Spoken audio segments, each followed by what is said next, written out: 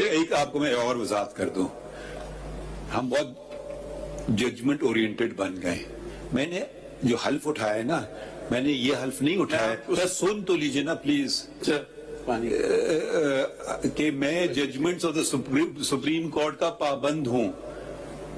آپ اس سے خاطب ہو جائیں نا کہ میں judgments of the supreme court کے تابع ہوں. میں نے حلف اٹھایا میں آئین اور قانون کے تابع ہوں.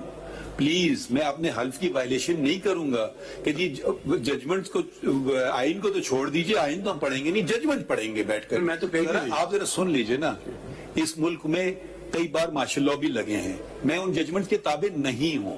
آپ سن لیجئے وضاحت سے، ہو سکتا ہے کوئی اور ہوں، میں نہیں ہوں. ٹھیک ہے، آپ 100 ججمنٹ مجھے پلیس کریں، میں ایک بھی نہیں پڑھوں گا. میں کہوں گا آئین پڑھیے. اگر آئین کے in accordance with ہے، یہاں تو یہ چیزیں نہ کریں. Remember the history of Pakistan. ہم لوگ بیٹھ کے لمبے لمبے آرگیومنٹس کر رہے ہیں. 57,000 کیسز ایکومولیٹ ہو گئے ہیں. تو اگر ایک بہتری پارلیمنٹ سمجھتی ہے، ایک بہتری لائی ہے، آپ فوکس ہی نہیں کر رہے ہیں انفورسمنٹ آف فنڈامنٹل رائٹ پہ. وہ خواجہ صاحب چلے گئے، انہوں نے ایک فنڈامنٹل رائٹ کا تذکرہ نہیں کیا. آپ سے ہم پوچھ رہے ہیں کہ فنڈ 184(3) پہ آ جائیے، پھر 191 پہ آ جائیے، پھر آرگیومنٹس کریے. بہت برا قانون ہے، مگر اس کے دائرے میں لائیے. May I proceed?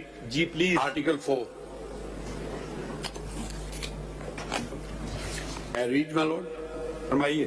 Is to enjoy the protection of law and to be treated in accordance with law is the inalienable right of every citizen, wherever he may be, and of every other person of the time being within Pakistan.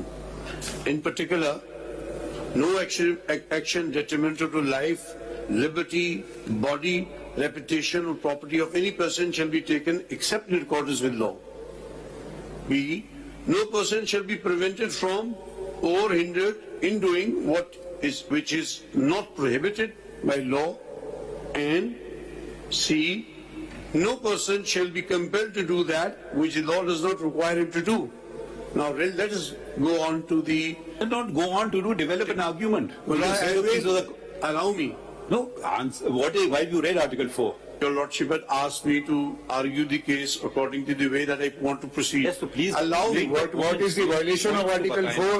What is the violation of Article 4? My Lord, it is mentioned in the preamble of the Act. I am making a submission to your Lordship. کیا صاحب ذرا please ایک چیز clear کر دیں. آپ مانتے ہیں کہ یہ بہترین قانون ہے، یہی ہونا چاہیے، لیکن آپ کہتے ہیں کہ پارلیمنٹ کا اختیار نہیں تھا 191 میں. یہی پروپوزیشن. اب اس کو جس طرح مائی لارڈ کہہ رہے ہیں ایکسپلین کر دیں. 191 پڑھ لے، اس میں اگر سبجیکٹ ٹو کانسٹیٹیوشن اینڈ لا ہے اور سپریم کورٹ میں ہے، شیل نہیں ہے. It is not the right of the supreme court. اب اتنا بتا دیں کہ جو سبجیکٹ ٹو لا ہے، کیا وہ رولز، ان کا سٹیٹس اس پارلیمنٹ ریپریزنٹیو باڈی سے ہائر ہے یا لوور ہے؟ That's the only. Thank you, my lord. I am indebted to my lord. This is the proposition. ایک آرٹیکل 4 آپ کہہ رہے ہیں، دوسرا کون سا آرٹیکل ہے وہ پڑھ لیجئے نا سارے آرٹیکل. اس کے اوپر آ جائیں نا پھر آپ. Article 10A. آرٹیکل 10 پڑھیے. Article 10, sorry, my lord. 9.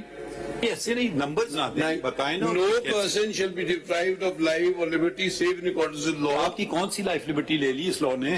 سر ہمارے چیف جسٹس کی پاورز کلپ کر رہے ہیں. میں جانوں آپ کا کیا تعلق ہے؟ No, sir, that is my perception. If your lordship may be inclined to do it, I am going to persuade your lordship this is not constitutional. بہت ہی نوبل آرگومنٹ ہے. زبردست بحث کی کہ ہمارے چیف جسٹس کی پاور لے رہے ہیں تو انڈیپینڈنس آف جوڈیشری اور آرٹیکل 9 افیکٹ ہو گیا ہے.